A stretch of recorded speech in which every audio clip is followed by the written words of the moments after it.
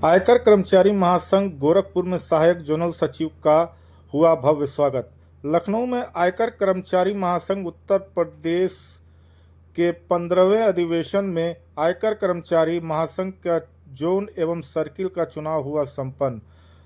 आपको बताते चले, चुनाव संपन्न होने के बाद वह सचिव का हुआ गोरखपुर में जोरदार स्वागत। कर्मचारियों में दौड़ी खुशी की लहर। सर, एक बार आप फिर निर्विरोध चुने गए हैं सहायक जोनल सचिव, क्या प्राथमिकताएं होंगी आपकी? देखिए, आईटीएफ की प्राथमिकता हमेशा आयकर कर्मचारियों के हित के लिए रही है। जैसे मान लीजिए कि हम सहायक जोनल सचिव गोरखपुर जोन चुने गए हैं। सहायक जोनल सचिव आयकर कर्मचारी महासंघ गोरखपुर जोन चुने गए हैं, तो गोरखपुर जोन के अंतर्गत गोरखपुर, मऊ, आजमगढ़, महाराजगंज, कुशीनगर, देवरिया ये सभी उसके अंतर्गत आते हैं। तो यहाँ के सभी कर्मचारियों के हितों की प्राथमिकता ही रहती है हमेशा।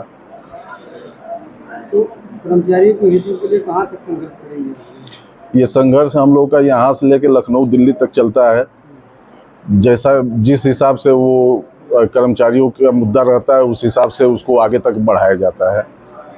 और इसके विस्तार के लिए इसके विस्तार के लिए जैसे अभी यहाँ पे बिल्डिंग तो बन गई है, बैठने की व्यवस्था में थोड़ी बहुत कमी है अभी, तो उसको हम लोग अभी हमारे शाखा भी नवनिर्वाचित ही हुई है, जो सदस्य अभी 26 जून को, तो हम लोगों ने एक पत्र प्रधान आयकर आयुक्त महोदया को दिया है, तो उस पर वो कार्रवाई शुरू हो गई है। ऐसे ही आगे जो भी समस्या आती रहती है, यदि लखनऊ तक पहुँचाना होता है तो हम यहाँ पे लखनऊ के प्रतिनिधि के रूप में ही बैठे हुए हैं। बाकी यहाँ का काम शाखा देखती है, लेकिन कुछ जैसे आगे बढ़ाना होता है तो हम लखनऊ के प्रतिनिधि के रूप में ही यहाँ आयकर कर्मचारी महासंघ के हैसियत से बैठे हुए हैं। कर्मचारियों को क्या समस्या है और आपने क्या हल करना है? जैसे कर्मचारियों की समस्याओं में ये बैठने की व्यवस्था, कंप्यूटर, इंफ्रा से संबंधित मामले हो गए, या जैसे नए हमारे साथी जुड़ रहे हैं, उनका आईडी कार्ड अब हम लोग का लखनऊ से बनता है, उनका ईमेल आईडी डिपार्टमेंटल हुआ, तो ये सब हम लोग की प्राथमिकता के अंतर्गत ही आता है, क्योंकि शुरुआत यहीं से होती है कर्मचारियों की।